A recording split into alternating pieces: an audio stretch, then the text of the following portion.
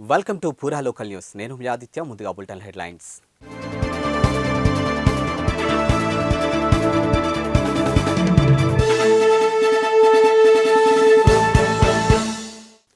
ABVP మహిళా నాయకులపై పోలీసులు వ్యవహరించిన తీరును సభ్య సమాజం అసహ్యించుకుంటుందని బీజేపీ జాతీయ ప్రధాన కార్యదర్శి ఎంపీ బండి సంజయ్ కుమార్ మండిపడ్డారు.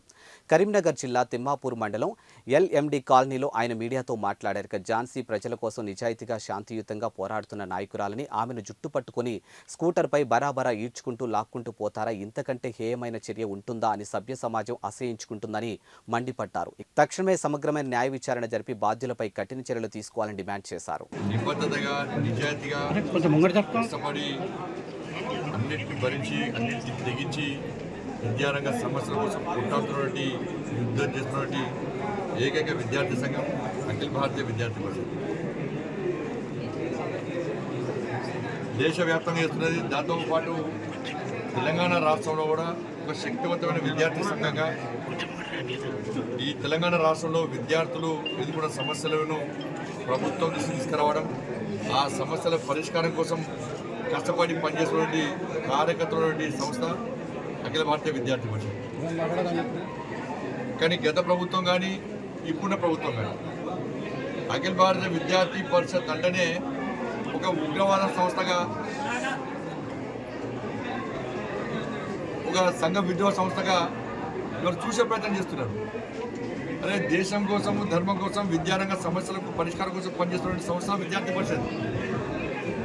దేనికైనా తెగించి కొట్టాడే విద్యార్థుల పరిషత్ విద్యార్థి పరిషత్. ఇప్పుడు అనేక సమస్యలు ఫైట్ చేస్తున్నారు. తెలంగాణ ఉద్యమంలో కూడా కష్టపడి యుద్ధం చేసినటువంటి విద్యార్థి సంఘం అఖిల భారతీయ విద్యార్థి పరిషత్.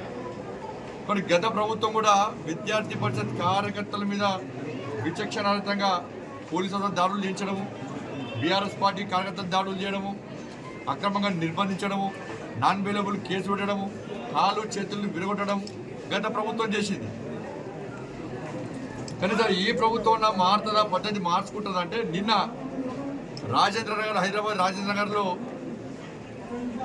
సమస్యల పరిష్కారం కోసం ఆందోళన ప్రజాస్వామ్యబద్ధంగా ప్రశాంతమైన వాతావరణంలో ఆందోళన చేస్తున్నటువంటి విద్యార్థి పరిషత్ కార్యకర్తల మీద పోలీసులు విచక్షణారహితంగా దాడులు చేయడం, లాఠీ చార్జ్ చేయడం నిజంగా దుర్మార్గం. ఇది సిగ్గుచెడ్డి. ఏబీవీపీ రాష్ట్ర కార్యదర్శి అయినటువంటి సోదరి ఝాన్సీని పట్టుకోవడానికి ఇద్దరు కానిస్టేబుల్ అక్కడ ఒక బైక్ను ఆపి, ఒక స్కూటీని ఆపి, ఆ స్కూటీని తీసుకుపోయి ఝాన్సీ రాష్ట్ర కార్యదర్శి ఝాన్సీ గారిని వెంటాడి ఆమె జుట్టు పట్టి వెనుకకి లాగితే ఇవాళ ఇంజురీస్ అయ్యి ఇలా హాస్పిటల్లో అడ్మిట్ అయిందంటే ఇవాళ విద్యార్థి పరిషత్ కార్యకర్తలు ఆ ఝాన్సీ అనే కార్యకర్త వాళ్ళ కుటుంబం కోసమో ఆమె కోసమో ఆందోళన చేస్తలేదు, విద్యార్థుల భవిష్యత్తు కోసం ఆందోళన చేస్తున్నాయి. ఇవాళ ఎవరైతే దాడులు చేశారు పోలీసులు ఒకసారి గుండె మీద చేసుకుని ఆలోచించాలి.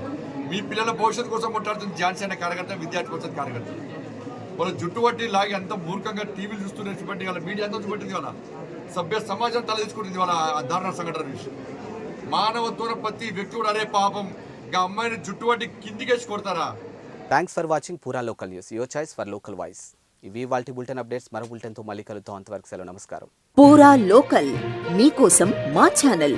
మీ జిల్లాకు, మీ మండలానికి, మీ గ్రామానికి, మీ ప్రాంతానికి, మీ వీధికి, మీ ఇంటికి, మీ వద్దకి, ఎక్కడికైనా ఎప్పుడైనా మా పూరా లోకల్ ఛానల్ వస్తుంది. మీరిచ్చే సమాచారాన్ని అందరికీ చేరువయ్యేలా చేస్తుంది. మీ గొంతుకని ప్రతి ఒక్కరికి వినిపిస్తుంది. మీకు ఎల్లప్పుడూ అందుబాటులో ఉంటుంది మా పూరా local. Your choice for local voice.